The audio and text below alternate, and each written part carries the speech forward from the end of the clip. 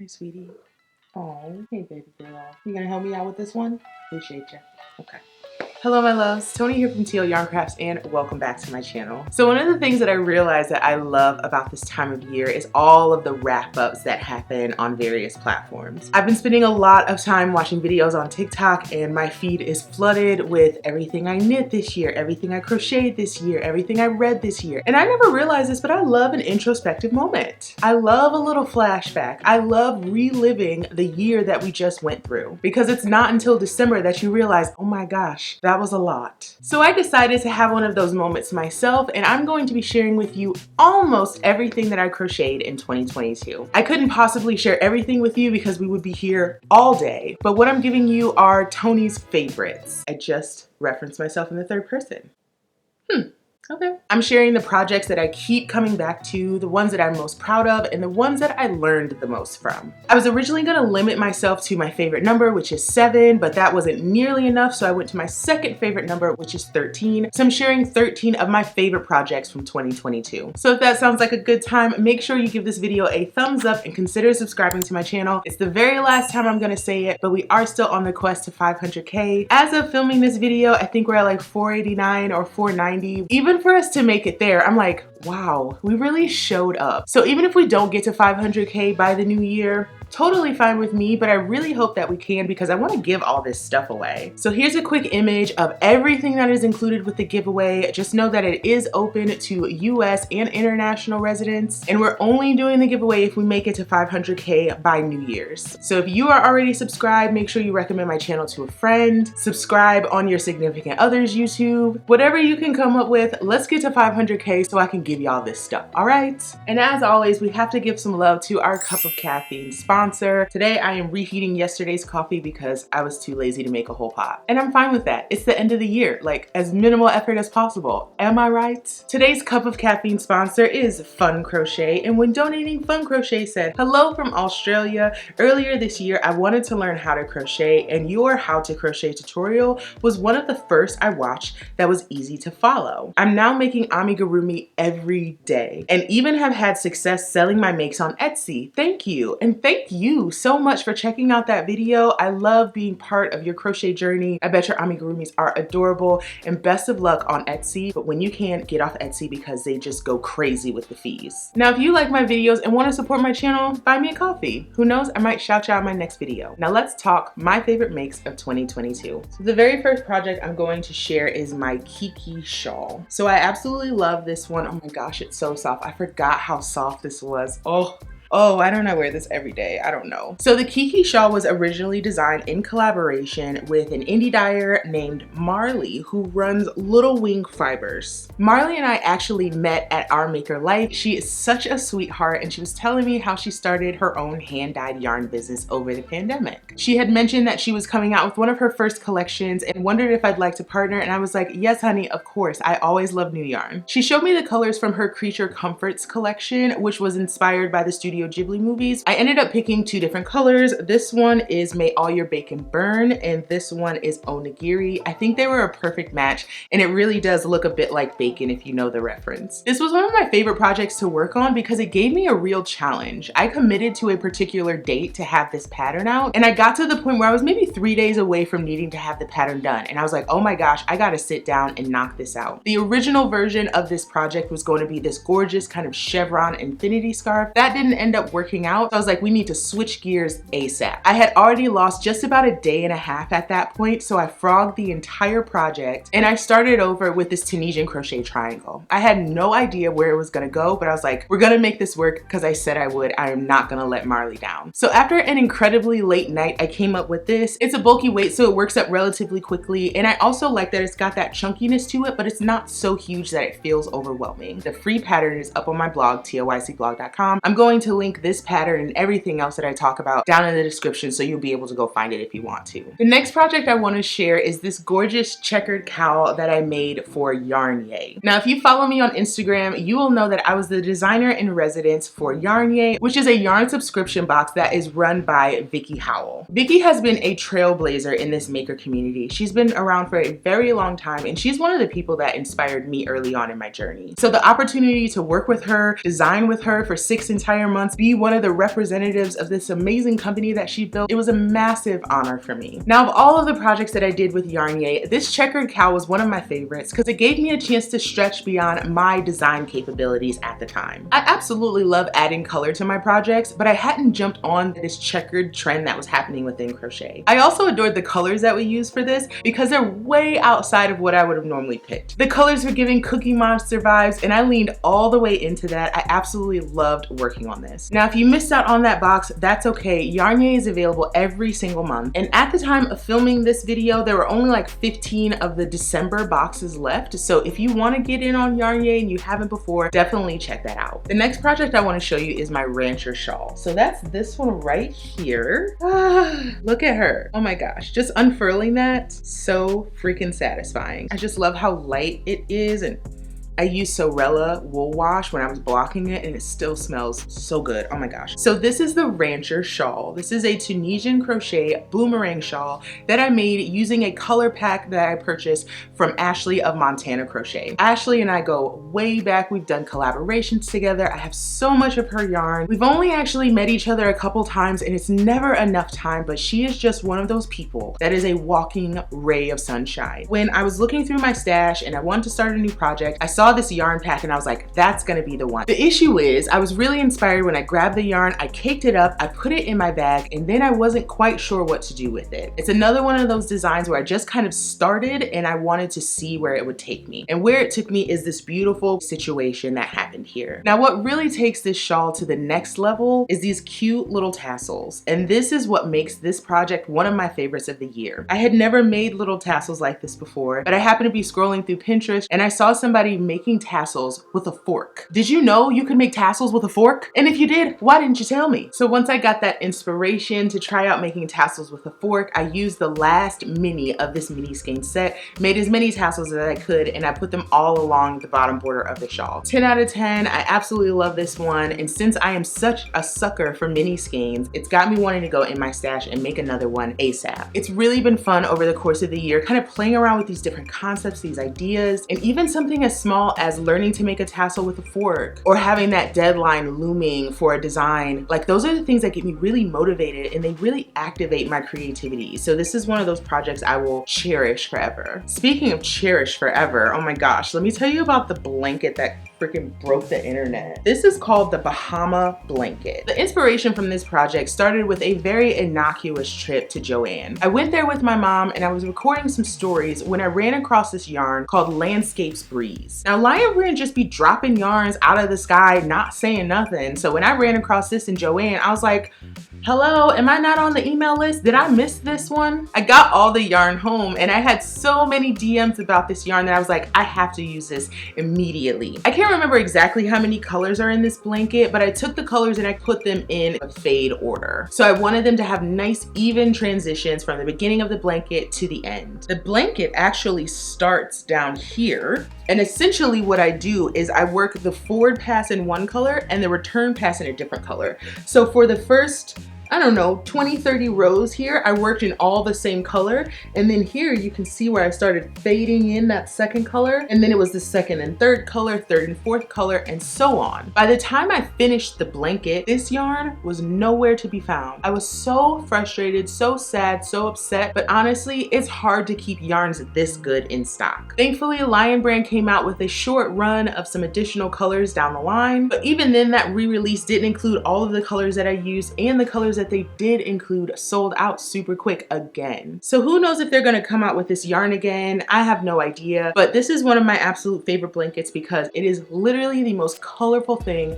that I've ever made. I am someone who is fully embracing the fact that she loves throwing as many colors at a project as possible. And this project allowed me to use all the colors in a way where I was able to turn my brain off. Just about every colorway of Landscapes Breeze has a beautiful combination and they worked up so well in this blanket. Also, I made it it extra long because I'm 5'11" and regular size throw blankets just do not cut it. So I made this one really long so I could use it on the couch or I could put it on a twin or full size bed. Blankets in general are honestly one of my favorite projects. I just love the idea of getting lost in something, being able to turn my brain off, it's kind of becoming a theme, and just enjoying the rhythm of the stitches because it's just this relaxing, chill place where I'm creating something with my hands, but I'm still able to kind of turn the frequency down on the day. This was completely new to me at the time and I wasn't sure how it was gonna look worked up, but I have to say Tunisian crochet is one of my favorite ways to show off a new to me yarn. So that is the Bahama blanket. Now, since it's really tough to get your hands on this yarn, I recommend using just about any worsted or Aran weight yarn. There are other variegated yarns out there that you can use, and I have some recommendations for substitutions in the blog post for this free pattern. So definitely check that out if this is something you want to make as well. Do you want to see another blanket? I know you do, because there are several of them in this video. Another project that I made just for fun is what I'm calling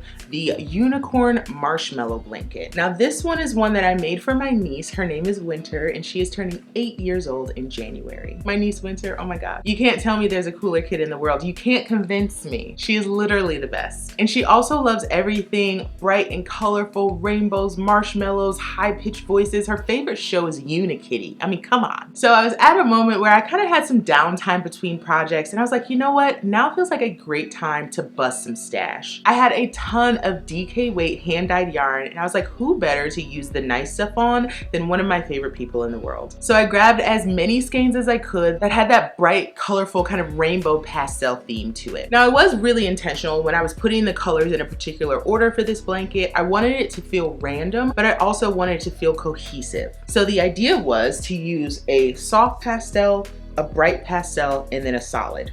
Soft pastel, bright pastel, solid. And then I broke it up with just 2 rows of white to make sure that every section kind of had an opportunity to shine. The finished blanket is somewhere between a throw blanket and a baby blanket. I mean, she's 8 years old, so I don't need to make something big enough to go on her bed, but I did want it to be something that she felt comfortable maybe cuddling up in when she was reading a book or watching TV. So this project I am saving for her for Christmas. I don't think she watches my YouTube videos, so I should be safe sharing this here, but if not, hey Winnie Pooh, love you babe, and I can't wait to give you this blanket. Now this one just uses a traditional kind of corner to corner shape. Corner to corner is a technique that I haven't really tried much in my crochet career, so this felt like the perfect project for it because it was something I was making for a personal project. It was a stash buster, and also I was making it in between other bigger projects. I didn't know this before, but corner to corner is one of the most relaxing, enjoyable crochet techniques that I've ever tried before. So that is the unicorn marshmallow blanket, and honestly top 3 favorites of the year by far. I love this thing. The next project I want to share is the mulberry afghan. So this is another baby blanket project that just made me completely fall in love with blankets again. So for this one I was designing a project for my collaboration with Lion Brand. So this one I wanted to be kind of an offshoot of another blanket that I did with Lion Brand called the Daphne afghan. Now that one uses mandala ombre as well as their basic stitch yarn. That one was incredibly popular, I think, because it uses accessible yarns that are really easy to care for but have this bright and colorful impact. I got really attached to the Tunisian block stitch last year when I made my Mesa hat and scarf set. For the mulberry afghan, the entire body of it is that Tunisian block stitch, and then it's got a very simple border, which is 2 rounds of double crochet and then a round of slip stitch in that colorful yarn. That beautiful mandala ombre that transitions from deep purple to mid purple to light purple, a little bit of gray, a little bit of white, like it's so pretty. I got to turn my brain off. I did not have to manage how the colors fell into that project because that yarn cake does all the work for you. And then I was able to break things up with this nice stark contrast of white on that blanket. Now that one was for a friend, so I don't have the finished sample, but I do hope to make another one very, very soon. And you can make it as well with the free pattern that's up on my blog as well as the tutorial video that's available here on YouTube. Now let's take a break from blankets and talk about the lamia wrap. And this is actually a separate sample that I made as part of #YarnLove, which is a really fun little movement that I did over the summer. So I partnered with a few of my favorite people, graphic designer Shelly Martinez of Shelly Can, as well as yarn dyer Gwen of Bella Filato Studio. Gwen dyed this gorgeous color, which is like the most perfect carrot orange that I've ever seen. The lamia wrap was designed to be a very simple kind of beginner Tunisian crochet pattern. I get the question all the time, I'm just learning Tunisian crochet, what do I do next? And the lamia wrap is my answer. This project uses mainly the Tunisian simple simple stitch, but it also gives you a chance to try out the honeycomb stitch as well as some increasing. I don't throw any color changes into this one because it's all about the texture. This one is one of my favorites because I can make a zillion of these. At this point, I've made 5, 2 of which went to friends, 2 that I've kept, and the other one I just can't find right now. But I adore this project because it lets the yarn shine, and you can use just about anything with this. The original sample was made with Aran weight yarn, but you could easily go to a DK, even a fingering if you wanted to, or you can go on the other side of the spectrum, go heavier with like a bulky weight yarn. But as you make those adjustments, I definitely recommend doing a swatch to see how thick your fabric is, because one of the benefits of this project is that it has incredible drape, and you don't want to lose that drape by using too small of a hook. I lost a little bit of footage, but I had to show you my Amber Afghan. This is the project that jumped off my crochet hook and directly into my heart. It uses Lion Brand's Hue and Me, which is a bulky weight blend of wool and acrylic. It is so soft and so squishy. To make it, I worked Tunisian simple stitch on the bias, and I alternated colors. So starting with colors A, B, and C, then B, C, and D, D, E, and F, and so on until I got to the size that I wanted. But really what takes this over the top is all of that beautiful fringe. I had a ton of yarn left over for making this project, and I put fringe around all 4 sides of this blanket. The fact that it even looks this good is killing me because I use this blanket every single day on my couch. I can't get enough of it. You can find the free pattern and tutorial video on my blog. You know I'm gonna hook you up, don't you worry. Okay, you see it?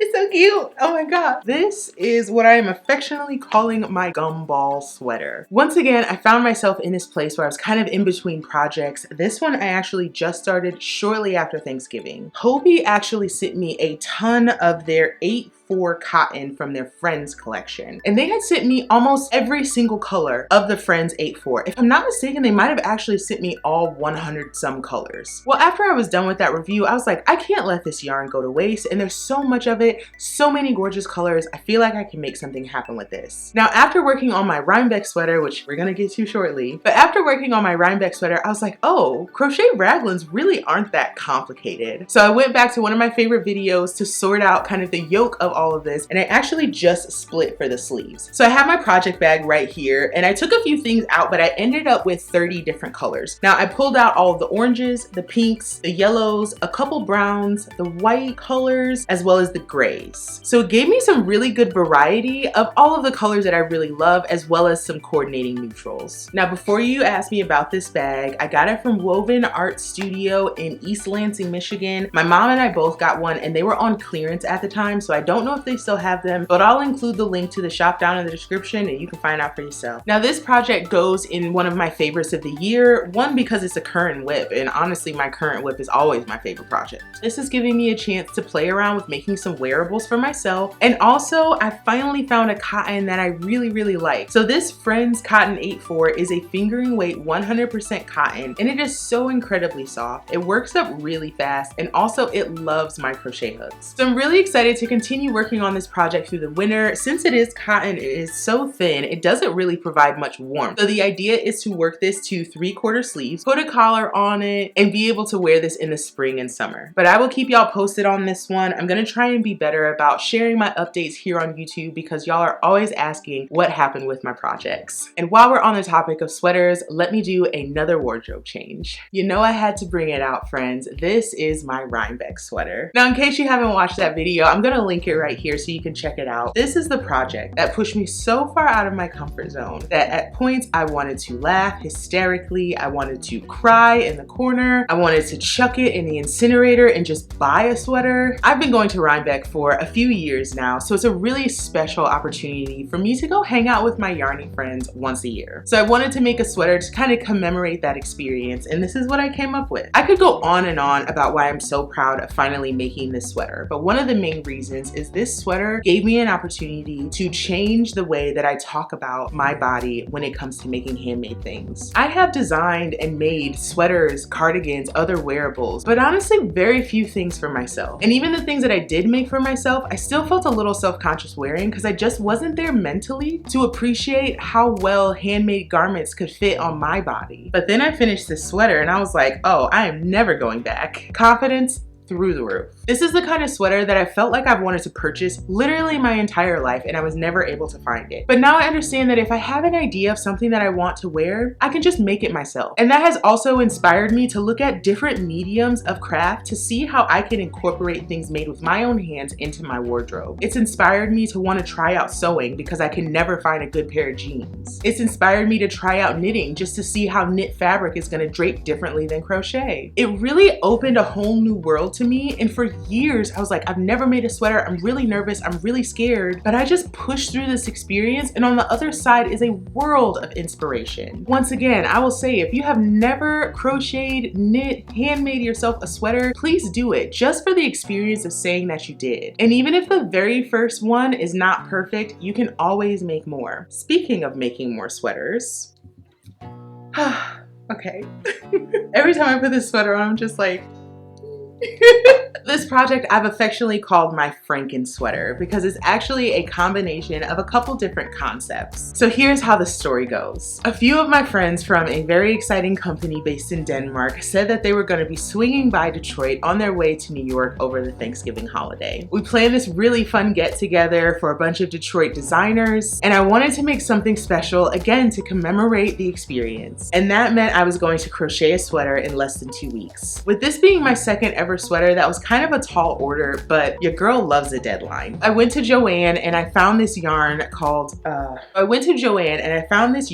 Red Heart Gemstone. It's a bulky weight variegated yarn in these gorgeous kind of gem themed colors. I went with the colorway Agate, which has this gorgeous like reds, purples, greens, blues, like it had a little bit of everything, but everything's so muted and toned down that it really works well together. So I started this project using a pattern called the Whispering Pines Raglan. Now this pattern is inside of a book written by Janine of Knits and Knots Winnipeg called Modern Crochet Sweaters. I am a massive fan of Janine's, all because every single time she makes a pattern, she really does make it size inclusive and make sure that it fits well on larger bodies. And that's why with such a tight deadline, I went straight for her book. Oh, I have it right here if you've never seen it before. I think I've talked about it before, but this is my first time actually making something from it. So I worked the pattern up pretty much as written, aside from two big things. First off, I completely changed the neckline. The ribbing here at the top was going like all the way up here when I originally finished it, and I was like, not a good look on me. I wouldn't say I have a short neck, but that ribbing was really doing something weird right here. So I ripped the whole neckline out, even with this deadline, and redid it, and I'm really happy with how this turned out. Now another big thing that I changed is the sleeves. The original pattern just has a straight sleeve, which is very, very nice.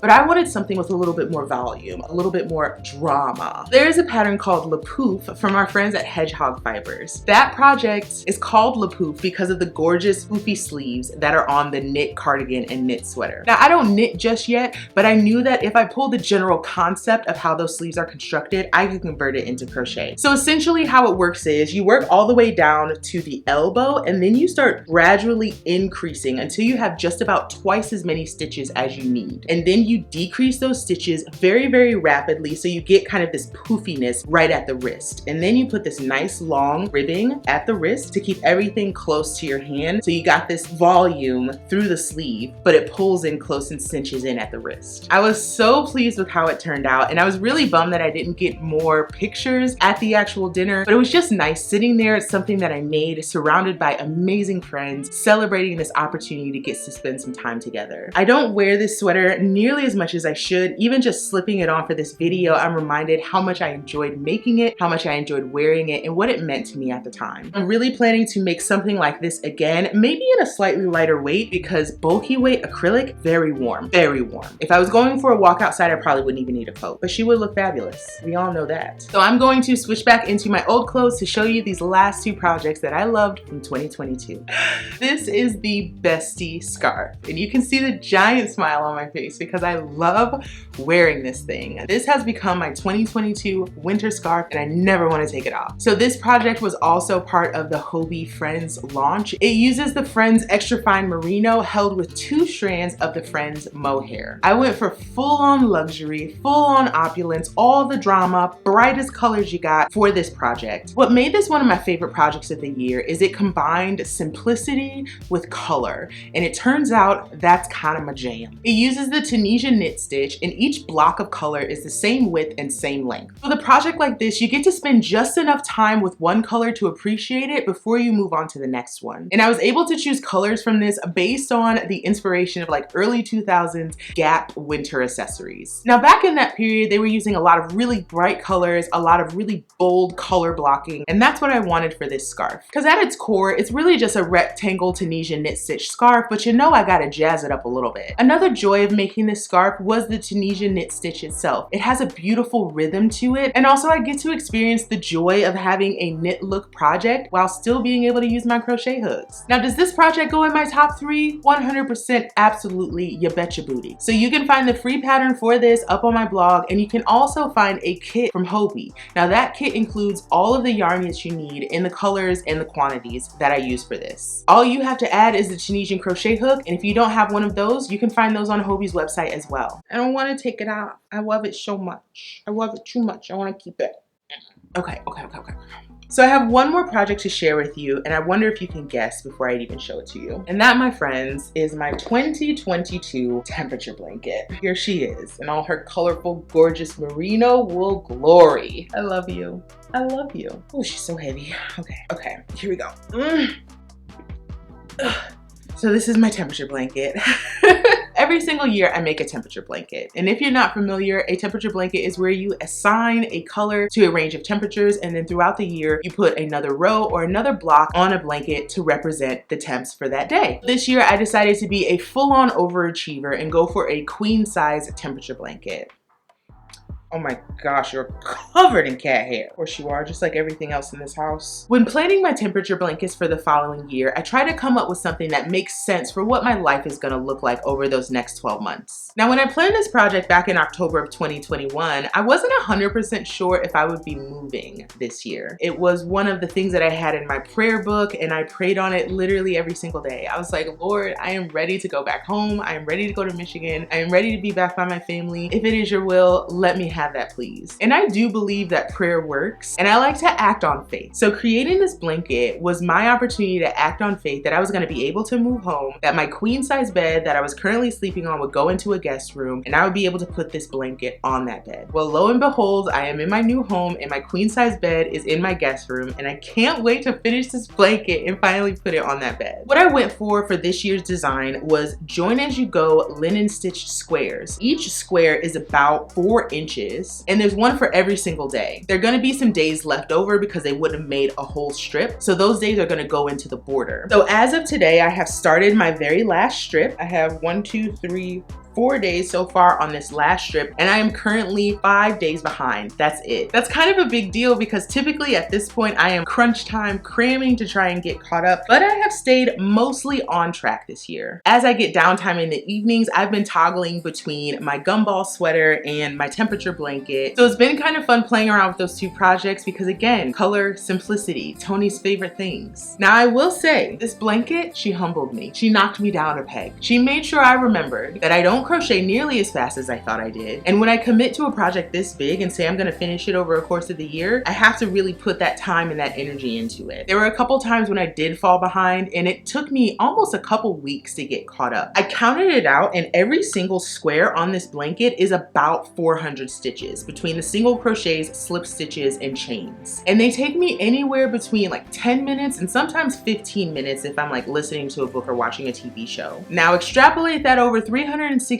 days and you'll have a rough idea of how much time I've taken to make this blanket so far. But I am super proud of how it's working up. I love the look of it, and I think it's gonna be a real conversation piece once it goes inside my guest room. I do already have the plan for my 2023 temperature blanket. I am partnering with another indie dyer. This year I worked with Bonnie of Green Letter Day, and next year I'm gonna keep it a secret for now. But if you've been following TL Yarn Crafts enough and you know the dyers that I love working with, I have a feeling you can guess who next year's dyer is gonna be. So the colors are coming together, and the dyer should be sending me the sample skeins very, very soon. As far as the actual design, I wanted to go completely opposite of what I did this year. This year was a massive investment, and next year I want to go with something a little bit more chill. I'm going back to my original throw blanket size, and I'm gonna do Tunisian crochet chevron, but instead of doing one row for each day, I'm going to do the forward pass in one day and the return pass in the following day. I'm effectively cutting my blanket in half half because I'm using the 2 passes of a Tunisian crochet row as 2 individual days. So I'll end up with like a large throw blanket as opposed to this mile-long blanket that I can never really use. I tell you what, friends, it's been one heck of a year between packing up my old home that I lived in for like 6 years, leaving a state that I've lived in for 12 years, house hunting, which was the most wonderful and most awful experience of my life, to moving in here, getting settled, enjoying time with friends and family, and just all of the hubbub that comes with running a handmade business. Being able to look back at what I feel like I've accomplished and learned over the course of the year is kind of cathartic. Really feels like what I do all this for. I already have plans for the kinds of projects that I want to make in 2023 and just general things that I want to do more of. You're likely going to see a lot more sweaters and wearables out of me in 2023. I've been bit by the bug. I have my gumball sweater going. I have a project from 2 of Wands that the yarn just came in for. I want to crochet myself a dress. That's kind of what my next big project, kind of stepping out of my comfort zone, is going to be. What dress that's going to be, I don't know yet. When am I going to make it? Not 100% sure. I don't have a plan, but I do have an intention, and we'll see where that goes. I also finally have the motivation to try knitting. Technically, I know how to knit already, but there are some concepts and some techniques within knitting that I know nothing about. But I did buy this really gorgeous boucle yarn when I went to Rhinebeck, and I'm excited to knit that up. I have a feeling that boucle is going to be like the yarn of the season, so I'm excited to get kind of a jump on the trend. Outside of knitting, I want to explore some other crafts going into the year. I have a kit for this really fun cross stitch project from Budgie Goods that I want to try out, and also I have a kit for some rolled candles that I got from the crafters box. Am I going to make it around to sewing my own pair of jeans this year? That feels like a lofty goal, so I've been told that maybe I should start with a pair of pajama pants, and I do want to have more pajamas in my life, so maybe that's where I'll go first. I have purchased and sold 3 sewing machines in my life, so maybe the 4th time is going to be the charm. And of course, for 2023, I'm doing another temperature blanket. I told you a bit about it, but kind of the biggest decision I need to make right now is what time period I'm going to do it for. I've really enjoyed doing the whole like making it in real time and using the current year's temperatures, but there are a lot of really important times in my life. Like I could do it for the year I graduated from college, the year I was born, the year I got married. Temperature blankets are a very personal thing, so you can go in whatever direction you want, and I have to decide if I'm going to go a little off script next year. I really want to continue to push myself outside of my comfort zone, try different things, and also make more personal projects. I adore being a full-time maker. I love being able to crochet to pay my bills, but sometimes, like any working artist will tell you, it kind of zaps you of your creativity, and it's those personal projects that put me back on track. I'm really excited about 2023, but I'm kind of more excited to go cuddle up in the corner of my couch and work on my gumball sweater a little bit more. So I think I'm gonna do that. I'm gonna go ahead and sign off, but I want to thank you so much for watching this video, and I would love to know, what is your proudest make of 2022? What is that one project where every time you think about it, it puts a smile on your face? Let me know down in the comments, and also while you're down there, please drop your video suggestions for 2023. I'm working on the calendar right now, and I would love to know what you want to see from TL Yarn Crafts here on YouTube next year. All right, my loves, with that, I am going to call it a day. Thank you so much for watching, and I'll see y'all in the new year.